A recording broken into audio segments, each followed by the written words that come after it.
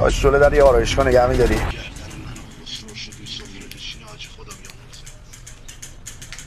آقا تمومه. چی بودی چی شدی؟ چی ساختم واسه؟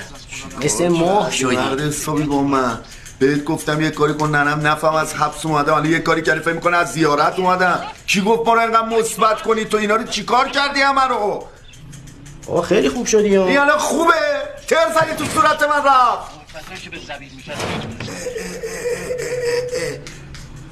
واکسن بزنم واسه. آقا آرایشگری که بلد نیستی، شعور داشته باش. اجازه بیا این که واکس نمیشه زد، خاکشو بگی. بپر. چیکار میکنی آقا؟ بابا واکسن موتو گفتم، چرا پاتو میذاری رو میز؟